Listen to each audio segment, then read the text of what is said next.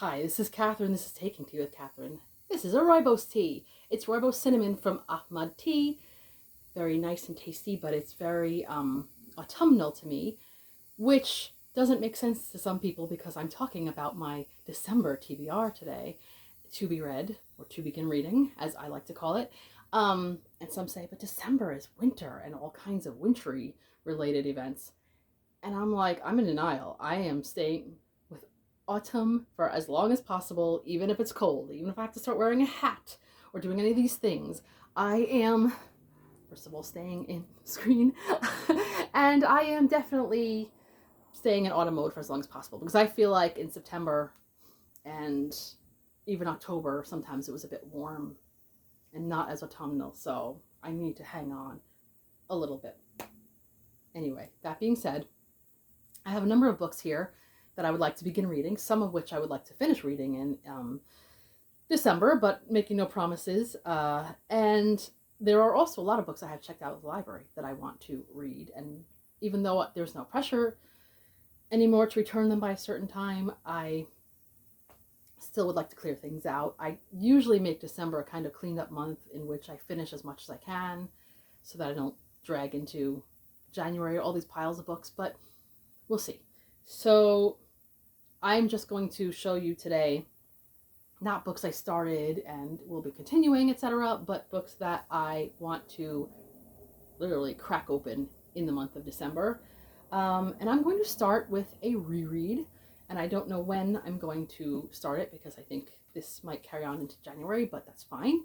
It is a reread. I read it about 20 years ago. I feel like I remember where I was when I read it, but I could be a little off because it's been ages.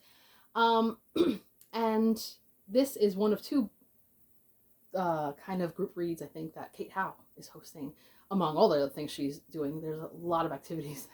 She's a very busy person, and but I'm not involved in every single thing in December, so this is just one thing that I saw as a suggestion that she wanted to, I believe in her case, reread as well. And it's a very cozy wintry book. I know, just going back on what I was saying at autumn, and immediately I'm going to a winter book, but you know, let's be contrary sometimes. This is the book that I mentioned one of my last videos, which was a haul that I said when I heard the suggestion about rereading this book on the community tab on YouTube, I said I will if I find it at Book Off, which is my discount bookshop not far from where my office is. If I find it there for $1, which is a very possible thing, I will reread it in December. And voila, Winter Solstice by Rosamund Pilcher. And yeah, I mean, this, you could tell it's an older edition anyway, but to find it for $1, I still thought that was pretty cool. And that's her in the back with also the Book Off sticker. So I know I loved this book, and I've been trying to reread books, not to the point that I'm not starting books that I haven't read or getting any progress there, but even if I read approximately one book, like one reread a month, I think that would be kind of fun. But there's no strictness to this goal of mine. It's just a nice thing to do, in my opinion. So that's one.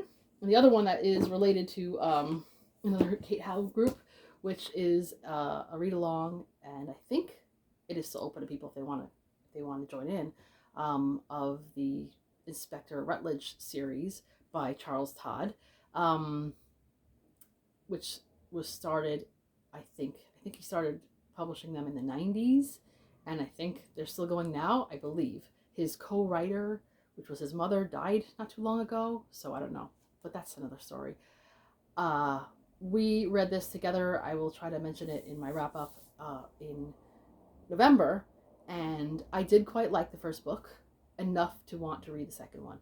And this is Wings of Fire by Charles Todd, Inspector Rutledge, and it I think takes place in Cornwall, I think, which is kind of interesting. It takes place post World War I. There's a bit of PTSD going on here, which can be hard to read sometimes, I think, but it is also kind of interesting. And I thought the first book was riveting enough and interesting enough, and I was not quite sure who done it enough that it's worth a go. So, yeah. And who doesn't love a mystery novel in the cold weather? I mean, the autumnal weather. It's autumnal. Anyway, another activity, which I forgot, there's a name for it, but if I remember what it's called, I will put it in a link in the description box at some point, and the hosts and everything. But there's an activity going on with a number of booktubers, which centers around the time period that Agatha Christie went missing in the 1920s. It was like, I think, around 10 days in December, and no one has quite figured out what happened. We know that she was a little stressed because of her marriage being in great danger, and I think her mom had just died, and yes, this was a rough time for her, but she took her secret to the grave, and it just leads to a lot of speculation. So the event that the booktubers are doing have different kinds of prompts, which sound cool, but I thought I would just pick one from my collection of books to read, that I have, my physical collection of books at home, because I really just want to make progress in them. And I haven't read a Poirot in a while, so I felt like it's time to get back to him. And I was going through these books, and I saw this one, Death in the Clouds. And for me, this is perfect. And the reason why is because I saw a Doctor Who episode, and it came out, I think, around 2008 or 2009. I'm not sure. I think 2008. And it was about Agatha Christie, the Doctor, and Donna at the time. Go back to the 1920s, meet Agatha Christie at a party. They realized that this was the time period where she was about to go missing. So now they're going to find out why. And of course, it was a whole Doctor Who explanation. The reason why this book seems appropriate is, number one, there's a wasp. I believe it's a wasp. And that episode is called The Unicorn and the Wasp. It's centered around a giant alien wasp.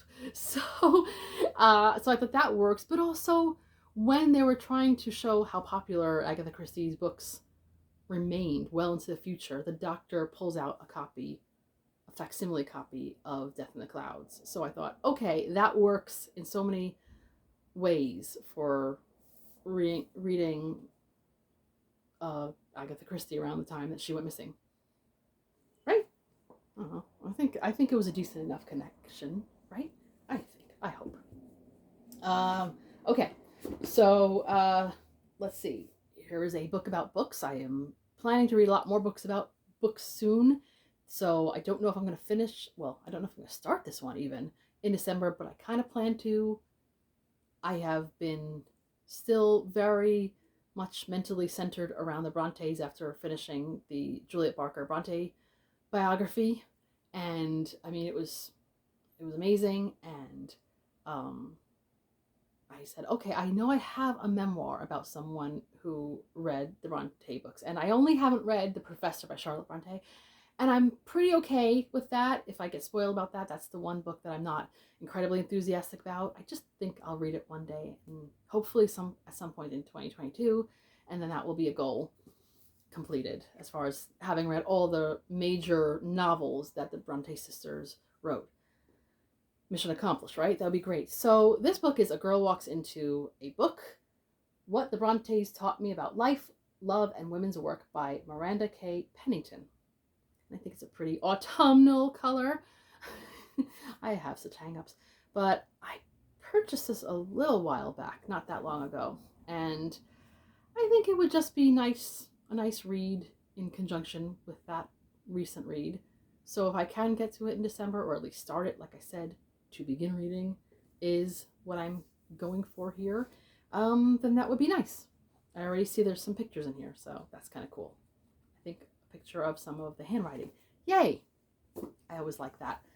And now I have two books that are classics, because I don't think I use, blah, blah, blah. No, besides Agatha Christie, which I do kind of consider classics, classic crime fiction, but nevertheless, I do think she, it's just that she was so prolific. But then again, so is this person. So anyway, I'm arguing in my head with myself, which is not a good thing to do on video. So moving on. Anyway, these two books are definite classics, and one of these is very anticipated in terms of I finished the previous book to this one, and I've been just trying to get to this and just having all these other books in the way. So I really want to start this in December.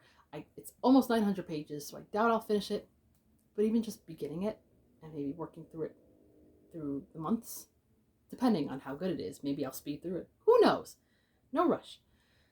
This is Anthony Trollope's The Last Chronicle of Barset. I have really enjoyed the series so much. It is funny in a lot of ways and interesting in so many ways. Just a good story. There are so many characters that are intertwined in here, and I hear that this one really pulls it all together because everyone has their stories, but some people you sort of feel like you didn't really hear the end of their story in this series, and I thought, well, here's my chance. And I hear he ties it together really well, and then after finishing this book, I plan to go back to the Palliser novels again. Well, I only read one in that series, and then I could go there and read some more of his standalones, because I really, really want to make a dent in my Trollope reading. And of course I want to read more Dickens, but that's another subject for another time. Yeah, so very happy about this one. And last but not least, again, these are not all the books I plan to read in December, but I'm not going to get into all the other ones because these are just the books that I own. Goodness sakes, what am I thinking? I have a good amount of time off. I have like 4 vacation days, not counting the days off for, Christmas, I guess. I think it's like the day before I get off or whatever. So, that's a good amount of time, but, just because I have time off doesn't mean I'm going to read so much. I had a whole week off in November, and I read some. And a lot of the books I read in that week off were books that I ended up DNFing, so anyway, I'm trailing off again. But this book is a book that I picked up in Book Off. Again, not most, but a good number of these books I've been reading recently is from there, which is good because I have so many books from there. It's good that I'm getting to them. But this one is 2 books in one, so I'm only going to read one of them. This is Jules Verne, and the book I want to read is Around the World in 80 Days. I looked to see if this was like abridged. Is that the word? Abridged when it's shortened. And it doesn't seem to indicate that it is. It is translated, which obviously, but it's not. And so it seems shorter than I expected it to be. Just, let's see, 131 pages in this volume. So like, see what I mean? That doesn't seem like a very big book. It seems doable. But I'm excited about it because, well, I've never read, as far as I can think of, I don't think I've ever read anything of Jules Verne's. I've sort of circled around it for a while, and I've had this book for a while. But I saw that PBS, I mean, it's also other television networks, but in the United States, the PBS is putting on the adaptation that the most recent adaptation of Around the World in 80 Days, and the main character, Phileas Fogg, I think his name is Phileas. I don't know how to say his name. I will hear it at some point and be able to say it better. Why don't I remember? But anyway, is played by David Tennant, who don't remember if I quite mentioned him when I was talking about Agatha Christie, but he was the doctor in that episode, and he is my favorite, I think still my favorite doctor, and he's just an enjoyable actor to watch, in my opinion. I think he's just funny enough and has just enough energy to be fun for this sort of story. But I thought, I kind of want to have read the book before I watch it. I kind of just want to do that. It's not necessary in every situation, but when I can, I do that. So let's see if I can. That's my TBR for December. Wow, finishing up 2022. 2021. I am really getting ahead of myself here. Well, I'm finishing up 2021 to 2022. My thoughts are just abridged. But yeah, it's been a long day apparently. So let me know if you have read any of these books, if you think any of these books should be the ultimate priority. Let me know if you have any special reading plans. There's a lot of fun events happening in December on BookTube and beyond. And let me know if you have any particular goals, reading goals for this month, or I do kind of want to do the end of the year reading tag. I don't know if it's too late, but well, the year has not ended yet, so we'll see if I can get to it. I haven't been very good with tags lately, but we'll see. So until then, thank you for watching and for joining me for tea. This is Catherine taking tea with Catherine. Have a lovely tea and book-filled day. Bye.